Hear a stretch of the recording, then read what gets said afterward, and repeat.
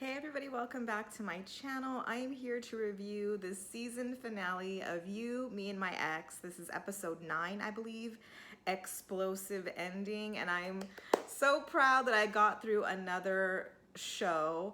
I mean, granted, this wasn't too long of a show, and I did technically just finish up Love After Lockup, but I feel like that doesn't really count because Life After Lockup is about to start. It's really just a continuation. So anyway, also I'm gonna start reviewing My Big Fat Fabulous Life. So if you're interested in that, look out for those videos. But let's get in to the season finale. This shouldn't be too long of an episode. I feel like the episode was really short because we're just wrapping up everybody's storylines. But if you've been watching, I mean, the storylines are pretty much wrapped up. So this is kind of just like a farewell, if you will. So let's start with Caroline and Alex. Remember, they just got engaged. So they are inviting everybody over for an engagement party, but it's a surprise engagement party under the guise of a housewarming. So, you know, if Caroline's mom, Lisa, you know, Lady Lisa, the Grande Dame, taught Alex anything, it's like how to host a party and lay out a beautiful tea and crumpet cotillion spread. So it looks really mainly like a dessert table that they have, because they have like donuts and little frothy frosted doodads, I don't know, but it's all very cute and gold and white and sprinkles and sparkly color coordinated with their wallpaper. So everybody's invited. Unfortunately, Alex's dad and sister Tiffany are out of town, but sister Jessica's on her way. Lydia, Caroline's sister, and I totally forgot about Lydia, that we met her when she was talking about how close her mom is to her sister. I didn't realize it was Lydia, but Lydia's there. Their friends, their family. Steven is not there. And of course, you know, the Grande Dame, Lisa, shows up and she's impressed with the layout, not so impressed with Alex's shirt. She says she has a tablecloth that matches it, but I mean, hey, it wasn't a tracksuit, so you got to give him credit for that. You know, everybody arrives, you know, it's nice enough, you know, everybody's getting to know each other because they're meeting Lisa's mom for the first time, and then they make the announcement, guess what? We're engaged. She shows the ring. Everybody is surprised, like mouths drop to the floor, and they're just not just surprised, but a little bit in disbelief. Like everybody, not just like his side, not just her side. Like, you know, the mom is, you know, taken aback. His friends can't believe he's actually like, he's actually gonna marry her. Okay, I mean, not anything personal against Caroline, but I think just that he's marrying a woman, but he's doing it. So, okay, I mean, but they're very supportive and they're excited, and, you know, they just rally around them. You know, Jessica, Alex's sister's like, I don't know that, you know, the Grande Dame is so keen on like blending these families, but if anybody can like bridge these families together, Jessica thinks she's the girl to do the job, because also, coincidentally, Jessica and the Grande Dame, Lisa, they share the same birthday. They're Geminis, so they'll, you know, they'll get to know each other and they'll be on the same wavelength. You know, the Grande Dame, Lisa, Caroline's mom, has a moment with Alex where she pulls him aside, and, you know, she still has some concerns about Steven, because at one point Steven makes a mention like, yes, you know, Steven's gonna be my best man, and that kind of perks up the mom's ears. So when she pulls him aside, she just tells him, you know, still, you know, you know, you're together, I accept it, I support it, but, you know, I still do have reservations about the Steven situation. You know, I just don't want my daughter to feel like lesser than or compared to. And he reassures her like, no, like, me and Steven, we are 100% done. That is in my past.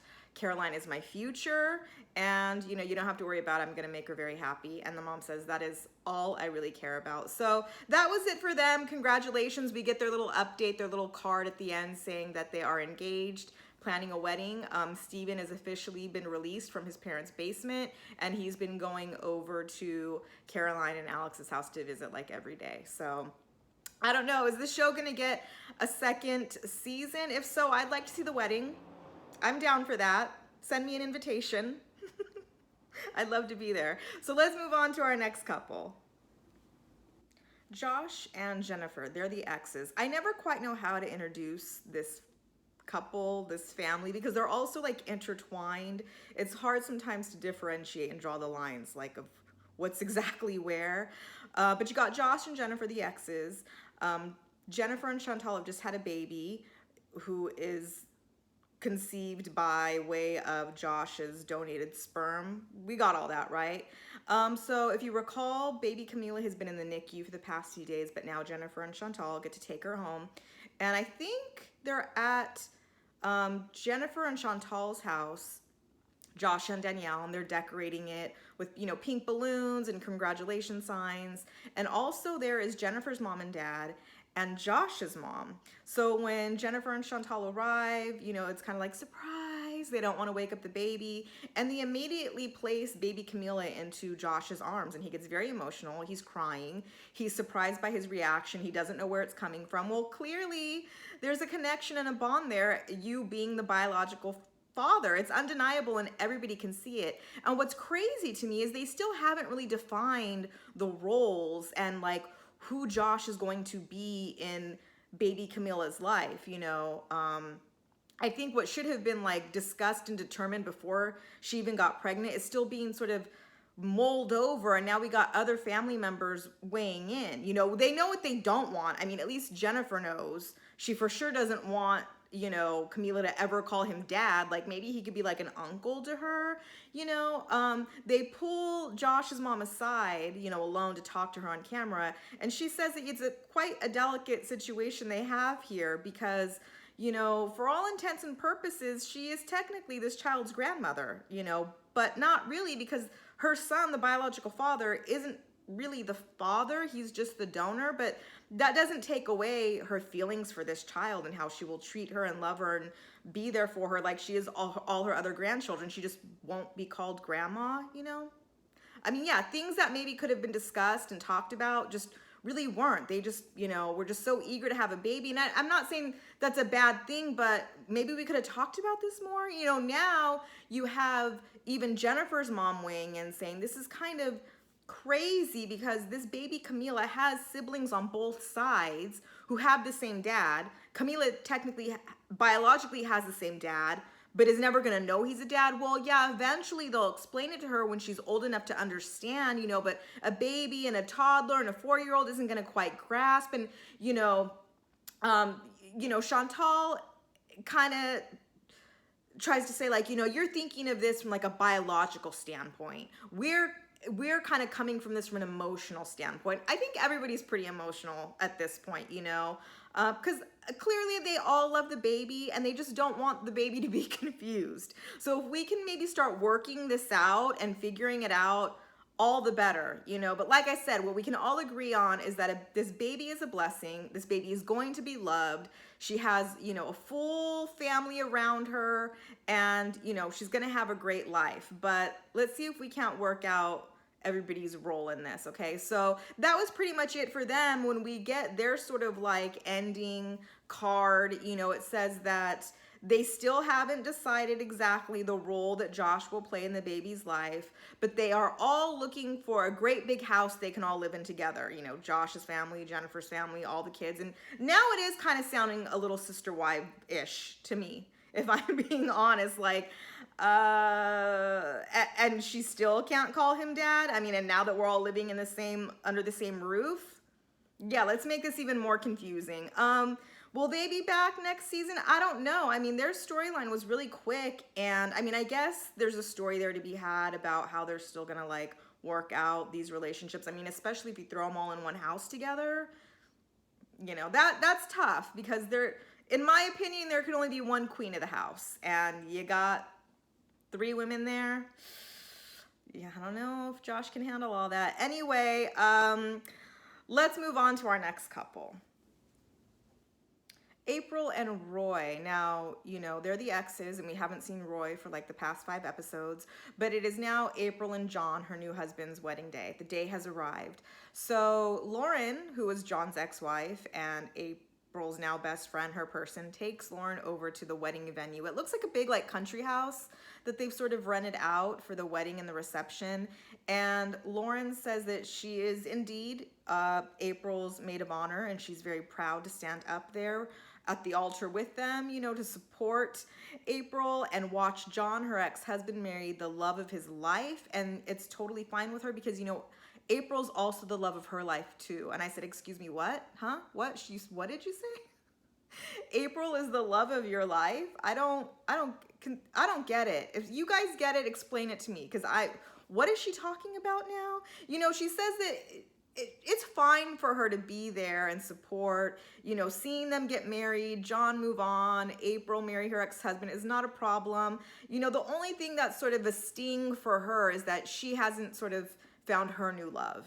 That's all. Okay. So April tells Lauren, you know, that she's talked to Roy, but he's sort of been giving her the runaround, telling her maybe he'll come, maybe he won't, you'll just have to wait and see. And at this point, April is fine if he doesn't show up, because all of this back and forth and the conversations they've been having, it would almost be too emotional for her if he did show up. So the wedding happens. It's a small wedding, but very nice, very country, very rustic. Cool, you know. Roy does not show up for this ceremony. He does, however, later show up for the reception because he thought it would be sort of inappropriate and awkward to be there at the ceremony, but he wants to support the family at large, you know, like the children he has with April, his son, more specifically, you know, he wants to show his son that he could be the bigger person and that he can always, you know, his son can always count on him to be there no matter what. So then, you know, later on, April kind of pulls Roy aside to have a talk. You know, she sits down on the steps. And by the way, her wedding dress was cut so low. She was spilling out so much. I swear, I was like, I swear her whole breast was out. Like, does she have nipples? Because, I mean, or are they just real low hanging? I'm not trying to be gross, but did you guys see, like, her whole...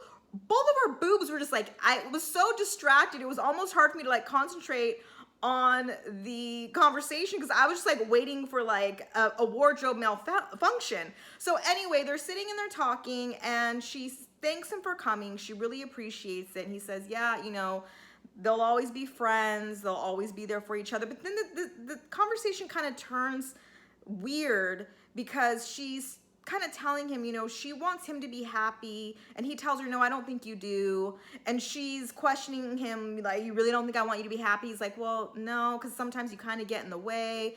And she tells him, you know, she's tired of being the villain in the story, which is what I called her a while back, if you remember.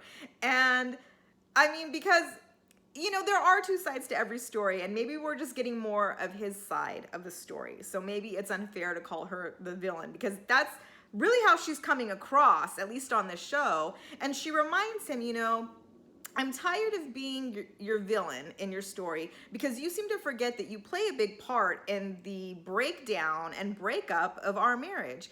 And she more specifically goes into the story that, you know, what sort of led up to their breakup is that her dad passed away, and I suppose they were very close, and she was devastated and in this dark place and really needed her husband Roy to be there, and he just wasn't. He wasn't stepping up emotionally. I think he might have, I don't even know if he was deployed or not, but he wasn't there for her. And when she would try to tell him what she needed, he still wasn't reciprocating it. And he agrees, like, yeah, okay, I'll own that 100%.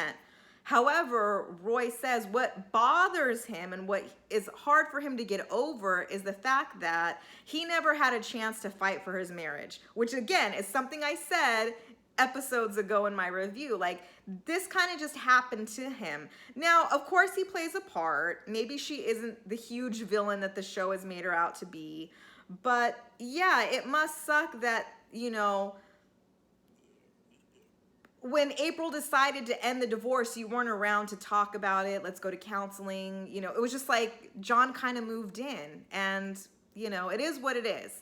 I still think that Roy still really loves April, like in love with her. I do.